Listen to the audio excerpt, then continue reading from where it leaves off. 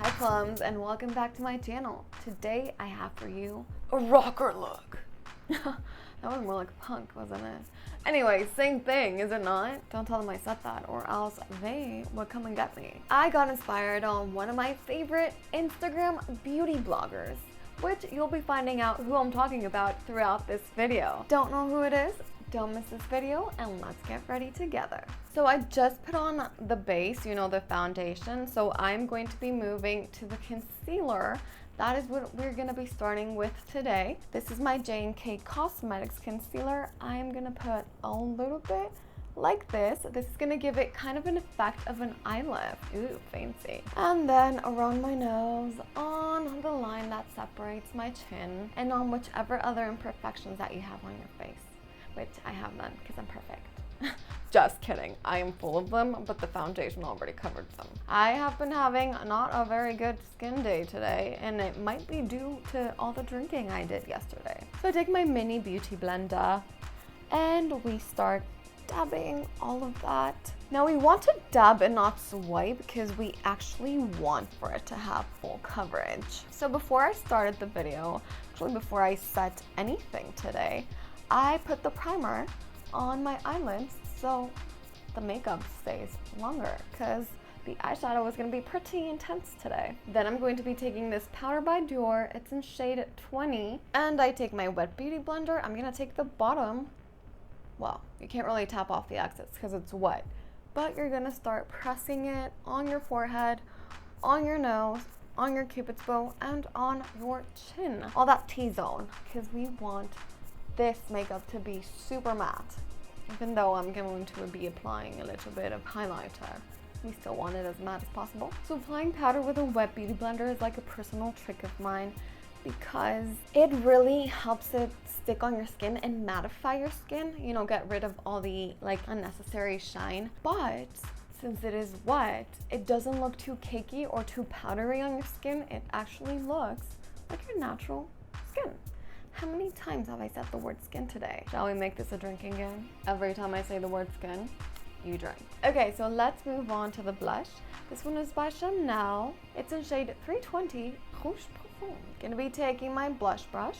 So I take a little bit, tap off the excess, and I'm going to be applying that on my cheeks.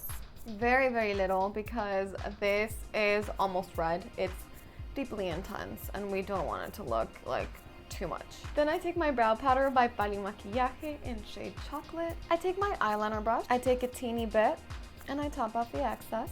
And we just start lightly filling our brows. When it comes to me, brows shouldn't be that much modified. They should just be filled out. Or maybe sometimes you have one brow that's thinner than the other, just make them even. That's what the brow powder or any brow related product is for. Not to transform your whole face. There's some people that just do this squared brows, and I'm like, that's not even natural. So as you can see, there's not much of a difference between my brows before and now because they're very bushy and very dark. So I just like filling them out, especially at the beginning. That's where I have the most blank spaces.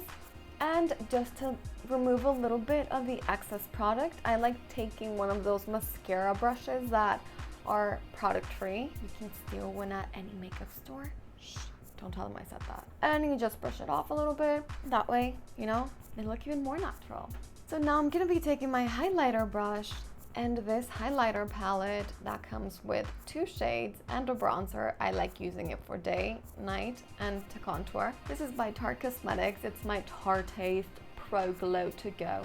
And well, you can tell which one is my favorite. So right now I'm gonna be taking a little bit of that. Tap off the excess. I put it on the tip of my nose, on my cupid's bow, on the bottom part of my lips, and then a little bit on my cheeks. Don't worry, right now I'm just applying the product. I'm gonna blend it all out in a little bit. I just want you guys to know where I put it. And then in the inner corner of my eyes too. It looks lovely there. And a little bit on the sides of my forehead.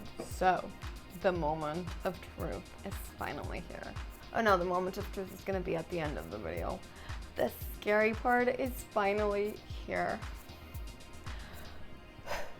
I am freaking out, not to say another word, but I have never done my eyes black. I did it once in my life I don't even remember how I did it, and I'm pretty sure I sucked at it because I'm pale.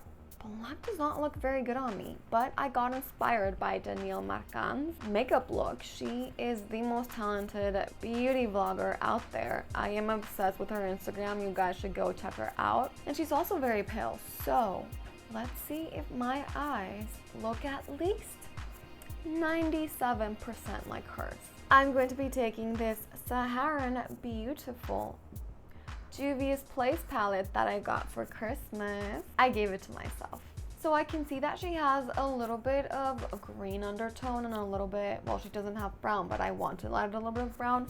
So I'm gonna start with this color as a base. I'm gonna be taking my eyeshadow brush, take the product, tap off the excess, and let's put this color all the way to half of the eyelid. I know some people do their whole eyelid with a color. I think that's so 80s, and it looks pretty cool on some cases. On this case, not so much. So let me tell you, Juvia's Place's palettes are very pigmented. That's why I love them. So be careful, especially with the black, on what we're gonna do here. Let's keep it up, up, up, up. I could totally be a singer. I don't know what you guys think. And then I never know if it's the lighting or if it's the fact that the eye you started on always looks a little bit less pigmented than the other one because it has less product. But I'm gonna go over with it on this eye a little bit more. So far so good. You know what? Let's call it a wrap. Let's leave this makeup look like this. I am pretty pleased. God help me. I need to get this makeup look right, or else how long is it gonna take me to remove it? I mean, it's friggin' black. 1 color out of 3. Check. Let's go get the second one. This Kia shade is kind of greenish.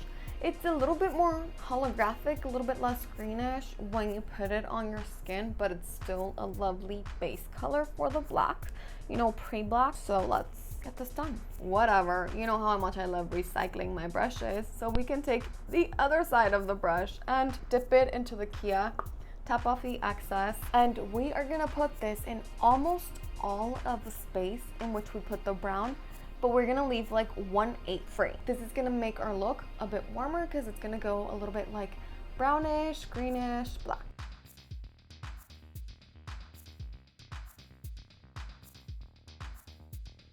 Okay, color 2 out of 3, check.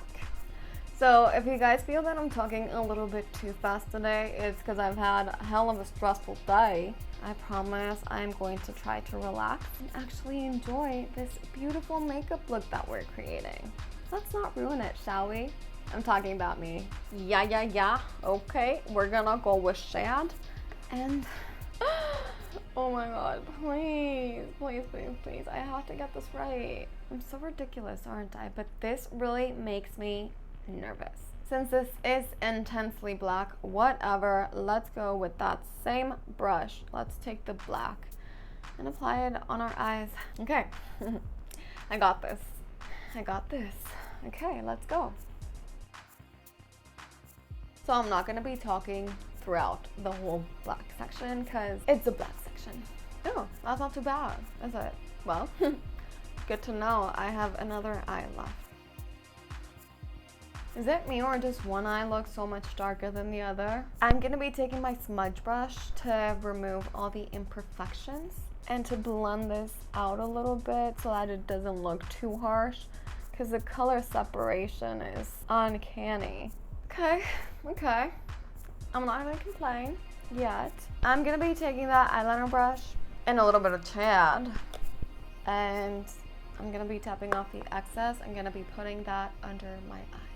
I look like a rock star if you ask me. I don't know if the smudge brush works for under the eyes, but let's give it a go. Is it me or do I look like Cleopatra? Anyway, let's not ruin this any longer. I'm just gonna be going back to that highlighter and applying it in the inner corner of my eyes. I can finally feel comfortable with whatever this turned out to be.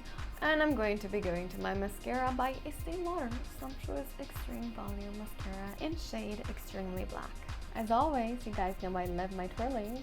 And I'm going to be twirling my eyelashes and then just filling them out so that they look voluminous. I mean, to be honest, since our eyes are black, you can't really tell there's much mascara going on, but for what it's worth. Okay, whatever. Last but not least, I'm gonna be taking this Chanel Sorta Lip Balm in shade Flirt or 69. I hope no kids saw this video today. It's just a very subtle peachy glow.